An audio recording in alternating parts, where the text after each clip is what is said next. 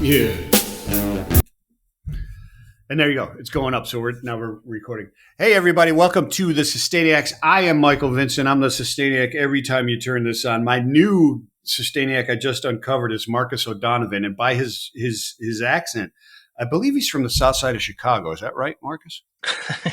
Yeah, more or less, more or less. A little bit further east. Yeah. But if you didn't know, you're founder and I believe CEO at CO2U, right? Yeah, if a business with just a small team can have a CEO, I guess you could say that. But Well, yeah, I mean, everything's your fault, right? everything's my fault. Then you're the CEO. Then you're And I CEO. yeah, then I'm CEO. Okay, fine, fine. I can feel important for a little while. It's There good. you go. Yeah, absolutely. So where are you based at, Marcus? So we're in East London, Hackney Wick. Okay, cool. Very cool. Uh, Very cool. I mean, it's I where love I it. live, and we work out of a building called Plexel, which was actually where they used to commentate on the London Olympics. So we're on the Olympic Park where the London Olympics 2012 was. So we have a small team here, and then we have other teams in other areas. So our customer service team, which is in Grantham, further up north, and then we have our warehouse and facility, which we'll come on to not too far from here.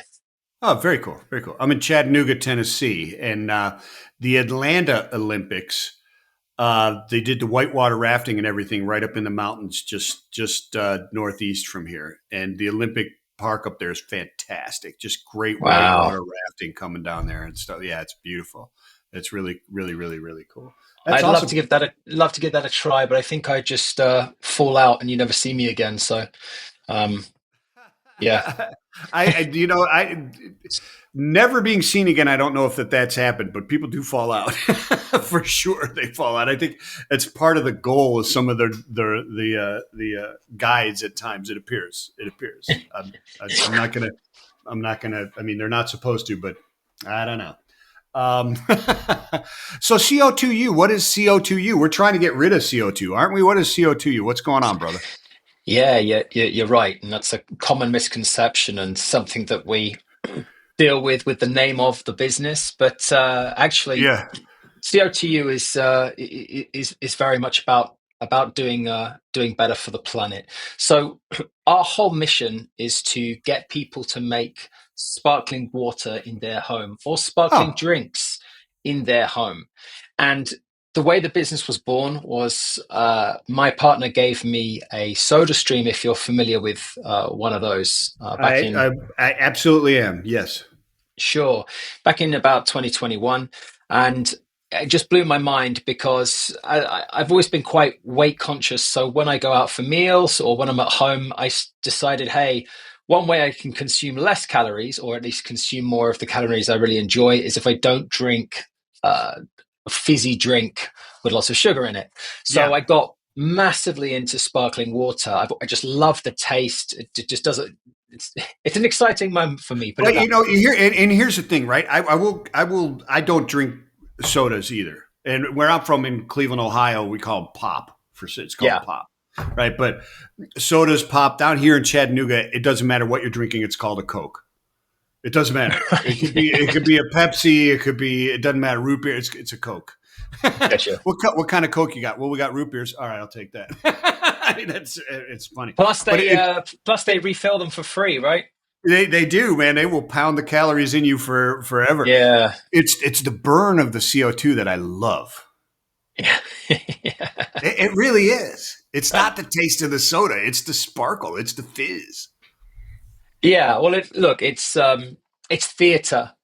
Theatre going into water is how I see it. But to Oh answer your wow. question, kind of what the business is really about, it's about making uh, that journey of making sparkling water in your home, making it simpler and easier for consumers. And so what we do is we send the gas cylinders to your door that you use for whatever device, SodaStream, Arky.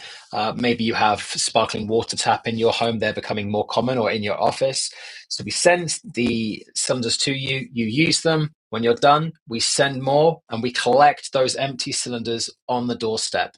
So the idea is that it's a seamless doorstep exchange, and it just makes life far, far easier for people that want to make sparkling water at home, because they're no longer having to lug empty cylinders back down to a post office. Or, unfortunately, a lot of these cylinders actually get thrown away and put into landfill, which is crazy. In fact, we found that in office buildings in London, most of the sparkling water taps are powered by a single-use steel cylinder. So Really? this literally gets used once. It cannot be refilled. It's not safe to refill, and it doesn't have a refillable option. And then it gets quote unquote recycled, but basically ends up in landfill. So Right. there's just a lot of stuff going on sort of behind the scenes, where you realize actually there's huge opportunity to make things easier for people, but also much, much better for the planet. So yes, we're supplying CO2, but are people going to stop putting CO2 in their drinks? No, I don't think they are. But can we stop people buying large plastic bottles of carbonated water, lugging them home, or having them put on a van and sent to their home, using them and throwing them out? Yes, we can stop that and prevent that by encouraging people to just make their own.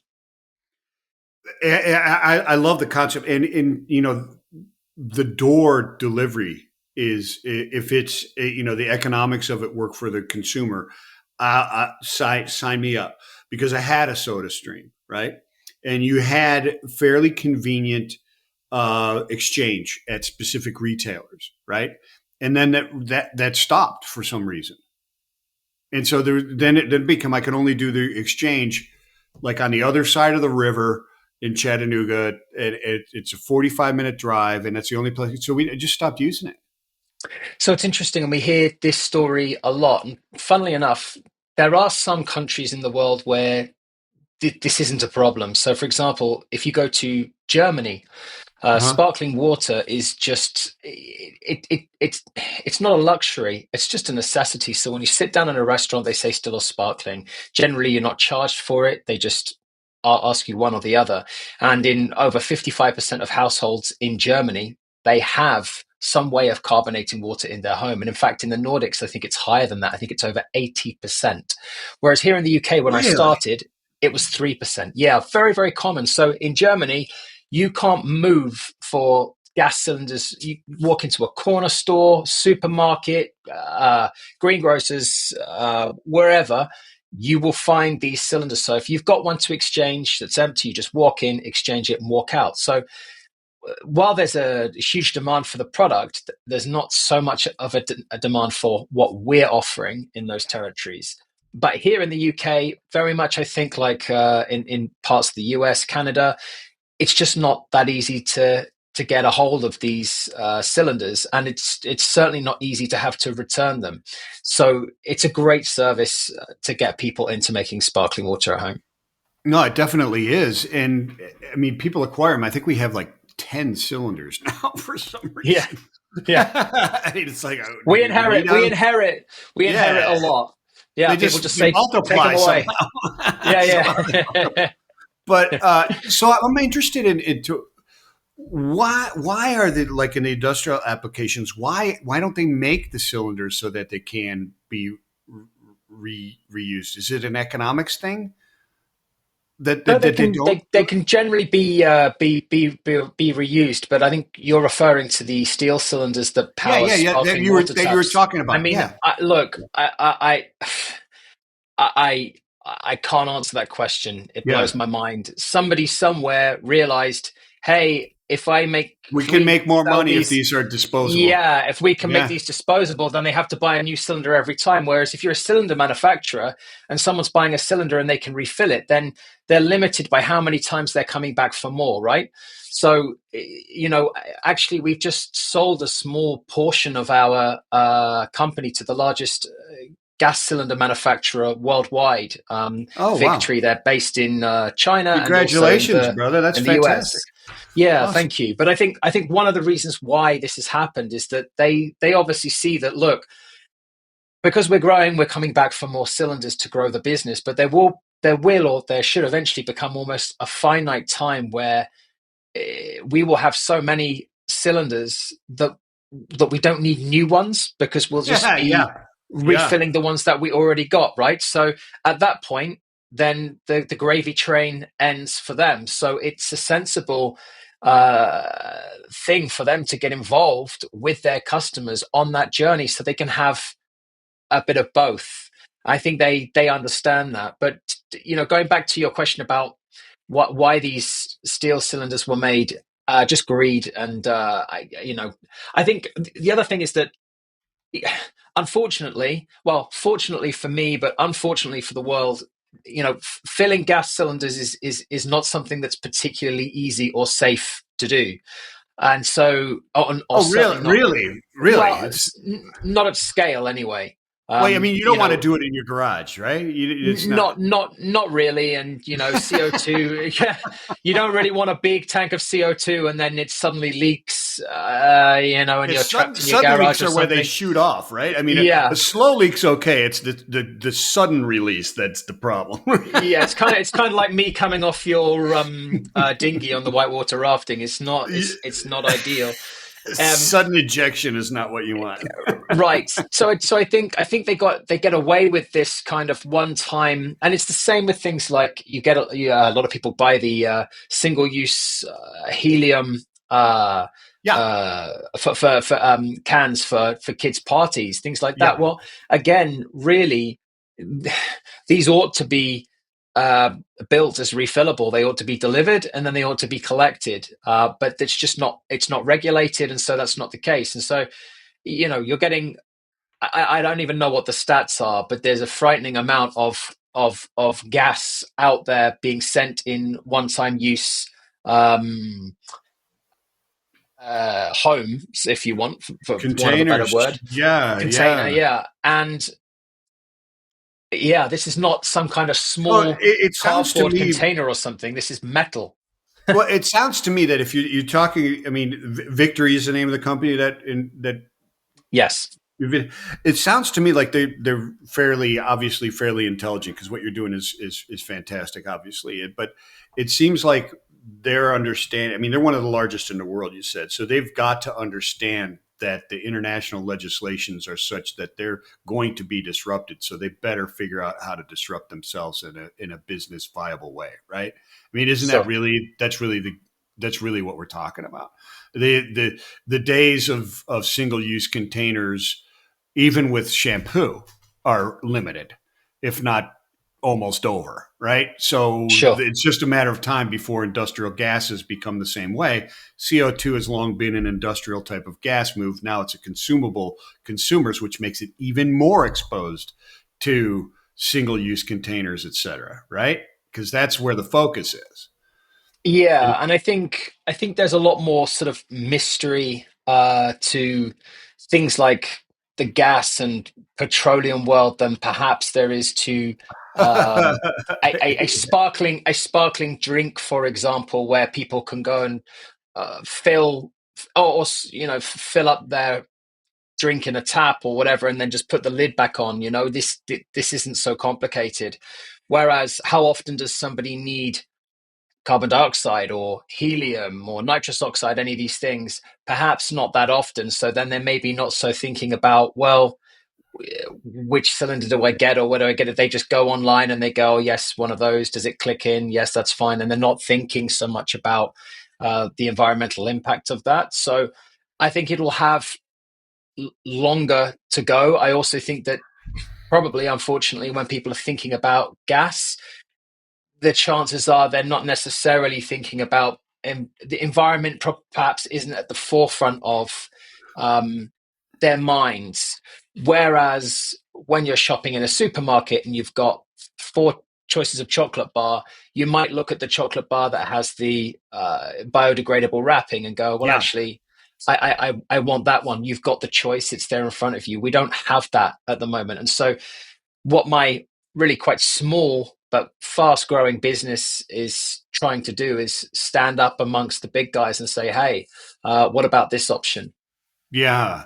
So do you make the containers that actually you put that dispense the gas into my water, or you just the gas cylinders that then you can hook into them? Because they're pretty uniform, right? I mean the standard of size and connection, et cetera, is pretty uniform, isn't it?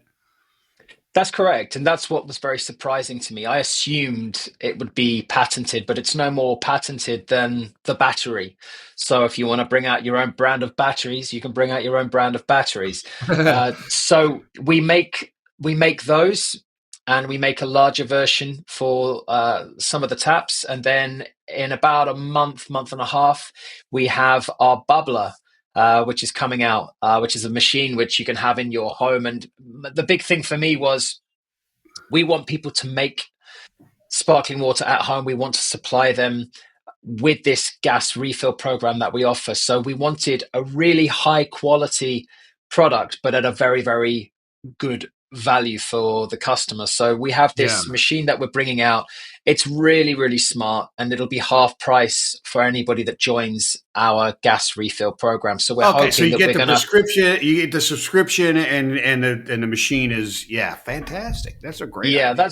that's the idea, and we hope that that will really encourage people to give it So a try, because is that UK based only? Or are you going worldwide, or are you outside of the UK already? yeah, so at the moment we're in the UK and Ireland, and we're just about to launch in the Netherlands, and Oh, cool. then we plan to launch in Germany. For all that I said that, the service wasn't necessarily required, the market there is very accepting and big, and also they understand what the product is, which just makes Yeah, it easier. sure, sure, sure, Whereas sure. here at the moment, the biggest frustration is that we can only sell to you if you have a use for the gas.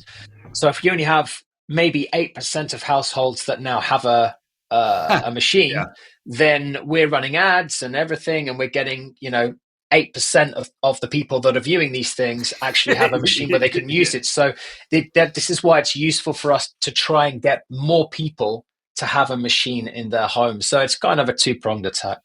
Yeah, I mean, you're absolutely right. I mean, that's fantastic. So for tackling like North America or outside of the EU, et cetera, you've got to have that machine. You do, and I'll tell you that if it came in, I would buy one here, because we Well, loved the Soda Stream, we loved it, but it just became a hassle to go and get the stuff all the time, and then when they cut off but if those bottles were coming, I'd still be doing it. Well, we would love to launch in the US, and it's something that's been discussed, but obviously the economy there is just absolutely huge. And the other issue that you've Yeah. got with this is it's very much, very, very, very much a customer service and logistics game. So you've got to get your Mm-hmm. logistics right, and you've got to make things Mm-hmm. easy for the customer. Mm-hmm. And you cannot fly the product because it's compressed Mm-hmm. gas. So you've got Mm-hmm. a country the size of the USA, and you got to get this product Mm-hmm. around. So it would take a fairly substantial investment, but I do have a grandmaster plan. So I'm not saying no to the US. There are some Yeah. there are some similar companies doing some good things on this in the US Well, already. you can't Uh, fly potato chips around either, and they figured that out. So, is that right? well, I mean, think about it. Those bags will explode, my brother. Oh You yes, they can't. will. They will. You can't. Like, there's certain routes, over the mountains, the Rocky Mountains, et cetera, that you can't drive because they'll. Probably not good value to fly potato chips, regardless. So No, yeah. yes, really not. I'm But not sure a bag of potato chips will be very cheap by the time it reaches its destination. yeah, it'd be pretty expensive. That's exactly right. Yeah, like we were flying, jacuzzis and Peloton bikes during the pandemic, which is Yeah. exactly Uh, economical. But we were doing Unfortunately, it I don't think Peloton will be flying any more bikes anytime soon, because I think there. they flew a Yeah, few too many, didn't they? yeah, I think they did. I think they did. I think that was a bad move. It's interesting. So, one of the things there, and I don't know how it is in the EU. But why aren't or maybe you don't care to discuss it, but obviously the the soda manufacturing, the beverage manufacturing companies have a strong concern about sparkling water and making your soda at home, right? Um, why don't they just own it? Well, to some extent, they do because SodaStream, for example, is owned by PepsiCo, which I think is the second largest Yeah, drinks or soft drinks manufacturer worldwide. Uh, so they bought that business for, I think, $3.2 billion dollars 10, 11, 12 years ago. So not an insignificant amount. If someone wants to come along and buy my business for $3.2 billion dollars, then they're very welcome. And so actually, I think you're going to see. In fact, I'm very much aware that you're going to see more of these drinks businesses entering the space and working yeah, out. Actually, selling our drinks in plastic is probably not that sustainable longer term. It no, will continue for a while, but they need to figure out new routes. And I know, for example, that the biggest drinks company in the world, Coca-Cola, they need their product served at 4 degrees. And there are certainly rumors circulating that they may have some kind that's of a product in Celsius, the folks. works. That's Yeah. Celsius, folks, not Fahrenheit. Oh, there you go. Everybody in the U.S. is going frozen. What the heck is Yeah, 40? No, yeah, your that's frozen Celsius, Coca people. Cola, but I mean, it makes sense. Look, if they could It does. figure out a way to serve their drinks perfectly in the home and not have to have these huge pallets and crates of plastic bottled drinks carted around, and all they had to do was sell a syrup at a really high margin. I think that makes sense for these businesses. So I do think in the next 5 to 10 years, we're going to see some very, very interesting things in the space. And it's Yeah. my prediction that when you go into somebody's home, they ask, you want water? Do you want a cup of tea, boiling water, or do you want sparkling water? And making it in the home will be very normal. It won't be kind of like uh, and that much of an interesting thing. It'll just be normal. Yeah, it was normalized in my home for quite some time, as I said, and in the business I worked at recently, they had a machine called a bevy. I don't know if you've heard of a bevy before or not, but it has the CO2 cartridge inside of it and some flavorings, right? So you could get straight up sparkling and or you know or just straight, with or without, sparkling or flat, and then choose different flavors if you wanted inside it, which was kind of cool. But yeah, I'd see it being normalized very, very, very, very quickly. It's interesting to me because the beverage manufacturers, my grandmother, I remember my grandmother had Coke syrup in her kitchen all the time. Used it for stomach aches. Wow. Yeah. Um, and we we used to use it to take rust off of off of bumpers. It would take the rust off of chrome. Yeah, they call it the black nurse sometimes, don't they? If you're really sick, well, actually, I don't want to. You guys very Yeah, I don't want to get sued by the big guys in the States for saying it, but it's supposed to kind of kill everything in your stomach and help you when you're not well. Certainly, it's something I have if I'm not feeling great. So yeah. No, who it knows? absolutely is. It helps your stomach quite brilliantly. Actually, actually, it's interesting because like even now you the major manufacturers, et cetera. I mean, they're scrambling to try and keep up with the post consumer content in their packaging, right? So And this sort of approach solves that. I mean, even if this sort of approach becomes more expensive, not a loss leader or anything like that, but even if it's less economical or there's less of an ROI doing this than on plastic, the plastic packaging is becoming less and less economical anyways because they have to put in this PCR into it, right? yeah, and I think businesses are under a lot of pressure as well. We've seen it in there's certain companies. It's a very, very big drinks business we're working with here on a product where they're dispensing uh, a new kind of draft cocktail, and that business is doing this because they have very very tough plastic reduction targets to hit. So it's something to do with Yeah. uh, they're just doing things in a different way. And we're working with a big hotel chain who have basically been told they can't use any single-use plastics throughout the entire supply chain. This is one of the biggest hotel companies throughout Europe. So it That's can't. recent regulation. Isn't that recent regulation that just came out? I believe I just read about there's a is it in Germany that's coming down on the hotel tourism about specific plastics and things inside there that they It, have to get it, rid of? it, it could be. I've not heard of any specific regulation. It's more Okay. just the companies making a decision and saying, we need to get ahead of this before it catches up with us. So I just think eventually, with time, people love soft drinks. I love soft drinks, but how forgiving everyone will continue to be with all of this plastic bottled stuff, I don't know. And I think that change will come, and you know we have this water that comes in a tap, and it comes directly to our house. So how is it that we are bottling up water in Fiji and then shipping it all around the world and selling it to people? It just, if you think about it, it doesn't actually make any sense. It's great marketing, but really, this is something I think people will look at in 50 years' time when water is potentially going to be in shorter supply, and they will think, these guys, this is crazy. The water's Yeah. here. We're lucky because we're getting it out of a tap.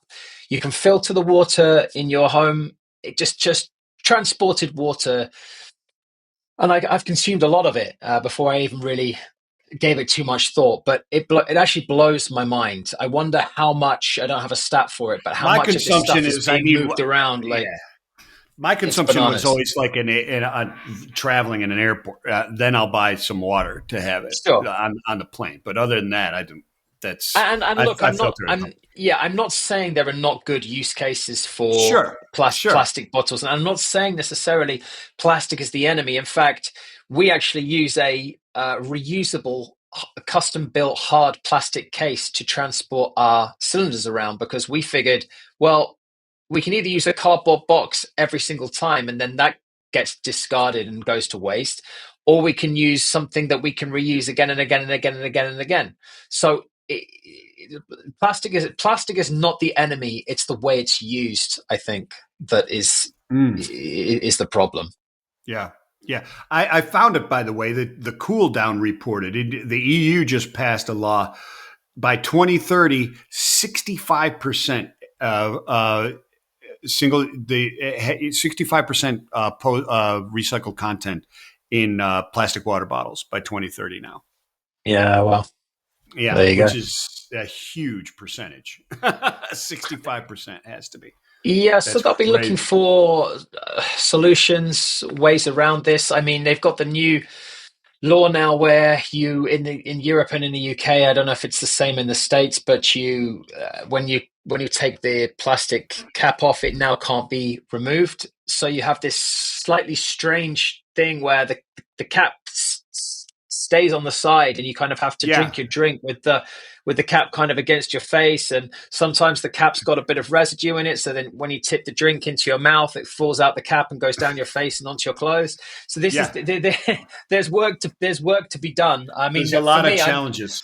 why not just put everything into a can, I guess? But then the argument is, well, then you can't put the top back on. But then my argument is, well, if it's a single use and it's to be drunk at the time, then why do they Well, really I need to mean, put a top back on? I mean, you yeah. know, Well, we'll here's be yeah, here like all right day. now. Yeah, right. I mean, there's recent reports now with the new administration in the U.S. and aluminum tariffs, et cetera.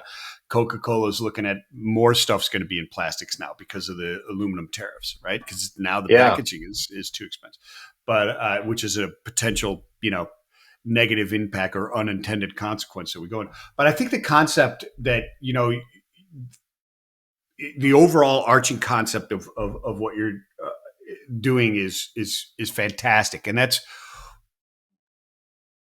the sustainability implications of creating the product at home and where that happens, and can that actually be? You figured it out with cookies a long time ago. Sure. You get the cookie mix and you make it at home instead of all this packaging and crap for each Yeah, yeah. individual cookie, right? Why not soft drinks? Why not sparkling water? Why not do it that way, right? I mean, my parents used to make balloon wine at home, but that's not the same thing.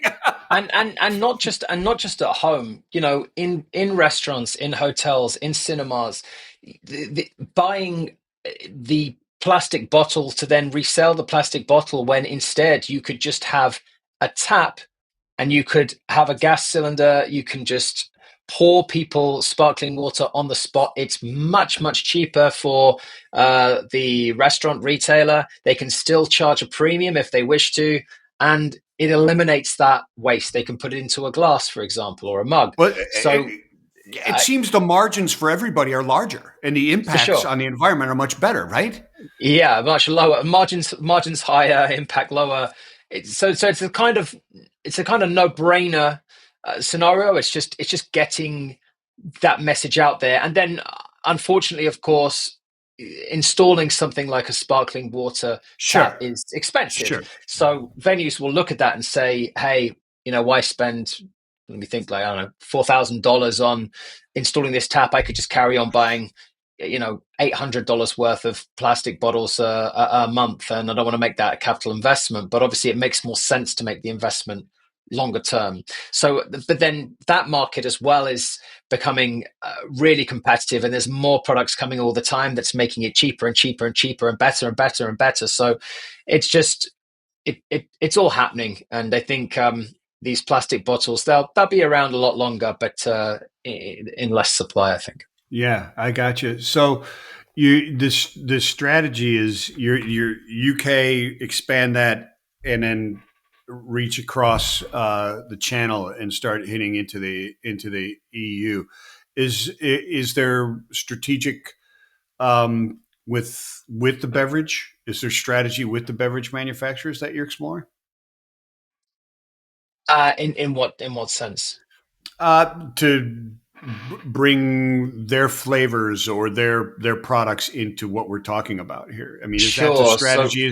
Is to try and build that together? I mean, you've got this strategy with the gas, right, manufacturing and victory, right, with the that I imagine that's going to be some sort of strategy for producing the cylinders and so on and so forth. There's a mm, reason for these investments, right? They see where this is going. But on the other side, like we just said, the margins are much better for everybody, right? If you can figure out how to do this and it has to be like a collaborative manner, right? You can't just walk up and have, oh, here's Coca Cola's, here's Pepsi's, here's these guys, here's one type of system that is supplying and competing brands or whatever, all in the same type of thing. Because somebody's going to say, "I forget it. I'll just put my bottles on the side over here," and people are going to grab that because it takes less time, yeah, right? yeah, yeah, for sure.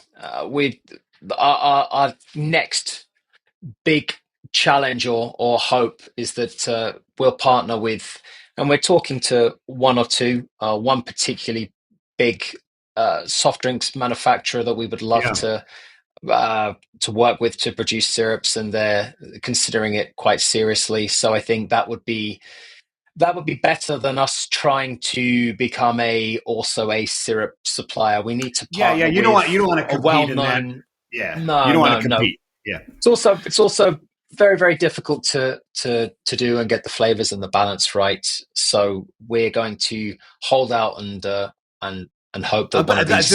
they must be very particular on how much the gas percentage by milliliter or liter or whatever it is as well, right? I mean, I bet those combinations in their own product are pretty strict, right? Yeah, so it's about as well not cannibalizing their own. Right. sales in Right. supermarkets, because if people can make it at home, why are they going to buy it on the shelf? But then the argument is, well, this is the way the market's going. So it's that whole, like, blockbuster video into Netflix. If you, do you want to be the huge business that misses the opportunity to see where the market's going, or Yeah.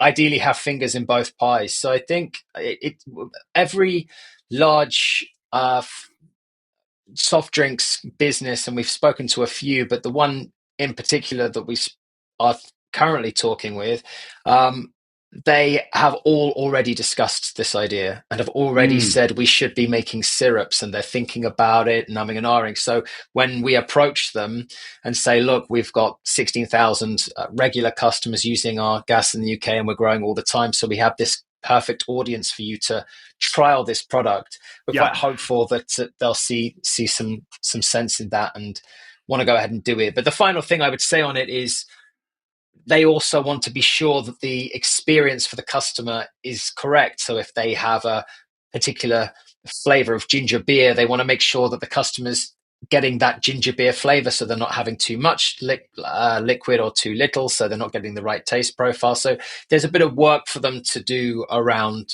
that kind of thing. So, Yeah, that makes perfect sense because even when I was doing it at home, sometimes it was too sweet, sometimes it wasn't sweet enough. But right. in my family, my wife and my daughters prefer it to be blander.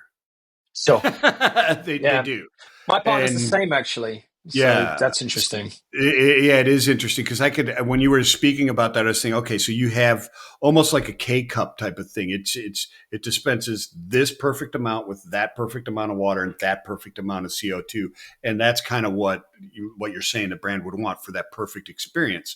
Because I mean, let's face it, all you have to do is look at like Coke, for example. I'm not saying it is, but I'm just saying if you look at Coke, for example, they don't sell soda. They sell an experience. If you watch their marketing, they're selling an experience, right? They're selling Yeah, moments of happiness, et cetera. And even their that's it. CEO will tell you that, right? Yeah, They, yeah. they don't sell soda. They sell experiences, moments of happiness, moments of memories, moments of spirit. And so that perfect combination of stuff is incredibly important to them. Yeah. Yeah. Um, as I said, I think we'll see more and more of this stuff going into the home. In fact, there's a product that's out in the US now called the Ninja Thirsty, which is Oh, if you know the business Shark Ninja, they have a product called the Ninja Thirsty. It's not out in the UK or Europe yet. So we're hoping it will be released here at some point. But actually, they're kind of revolutionizing the market for this. So rather than just providing you with a machine that makes sparkling water and you can add your own flavor, they actually have a machine where they have flavor pods that are built into the machine. So you can walk up, put your cup underneath and press orangeade or, you know, lemonade or pineapple and lemon or whatever flavor it is that because I think they've got about 60 different flavors. So that's really interesting. And they're, a very dynamic business that have kind of entered lots of different home appliance spaces and completely blown the market away. So it'll be really interesting to see how that product does and if it catches on. I actually can't wait to get my hands on one, to be honest. yeah, yeah, that sounds pretty cool. Sounds very, very cool. Do you? Oh, yeah, you already answered that. You guys will be coming out. Would you call it a bubbly? Is that what you call it, or We call it bubbler? the we call it the bubbler. Yeah, The I think bubbler. we looked at the space. It was all very sort of serious, and everybody just calls their machine a carbonator or sparkling water maker. And we actually just did a brand refresh. Want to be more of a lifestyle brand and inject a bit more fun and theatre into the whole thing. So we figured the bubbler was a fun name. That is fantastic. I absolutely love it. I absolutely love it. And thank you for allowing me to ask you if there's anything on the horizon and you giving us the cryptic answers. Those are fantastic. I love the space. I love what you're doing. I love the CO2, and I love it. And are you drinking sparkling water or just flat? I am drinking sparkling water. Yeah, wouldn't Beautiful. have Let's it. check Wouldn't have that. it any other way. There they Uh, are. All right, yeah. fantastic, my friend. I'm drinking tea. It's not sparkling tea. I've often wondered what that would be. That experience would be like. I'm not so sure it'd be good. I just think the other way round is that I should be drinking tea here in the I UK, know and you're you should be having some pop, as you call it, which pop. is yeah. Pass me the pop. I'm drinking some oolong tea is what I've got. Oh, very healthy. Yes, I love it. I love it. But this has been fantastic, brother. I really appreciate you coming on. So I would ask you what we're going to see next, but who do you want to reach out to you? Who should be reaching out and checking out what you guys are doing? Anybody that's interested in, like I say, making sparkling water at home, interested in the theatre of enjoying carbonated drinks, any businesses, particularly in the territories like where we are, UK, Europe, that have listened and learned about these disposable steel cylinders, because a lot of these companies don't even realize this. They just get Yeah, given the cylinder and reconnect it and don't know where it goes. So anybody in the space really that wants to reach out, we've been very fortunate. It's quite a niche thing that we're doing. So we have had some approaches from companies that I'm fairly sure I could never have found a way into had they not come to us directly. And we have some really exciting partnerships coming up in 2025 with kind of uh, big home appliance brands, one or two fantastic. really well-known sort of retail outlets and coffee stores, that kind of thing. And I'm really looking forward to getting out there and telling the world about it. But annoyingly, with all these businesses, until they launch their product, they obviously keep it under wraps. Yeah, no, So stealth mode sucks. I hate yeah, stealth mode. yeah. It really does suck. But hey, congratulations, brother. And we'll be looking for it because I love it. And as soon as you're able to get a bubbler and a subscription, you better reach out to me because I want it. Okay. Yeah, you got yourself a deal, All and right. you're not the only one. I'm sure. I'm sure that's true. I love it. I love it, my friend. Hey, man, I hope you have a great day, man. And this has been fantastic. I really appreciate you coming on, man. I really do. Yeah, and enjoy the sunshine. I'm sure you've got some. We don't have any here. We won't No, do for no, no. months. So. I'm halfway through 48 hours of rain. We're getting about 8 inches of rain over 2 days here. I'm about halfway through it right now. Oh, I'm Yeah. disappointed by that. I thought it was all Yeah. yeehaw and all this kind of stuff, but it's No, not. it So. rains every once in a while, but by the weekend we'll be doing yeah again. But yeah, I'll put my hat on. I'll get my guns out, and we'll start yeehawing and shooting things. It'll be cool.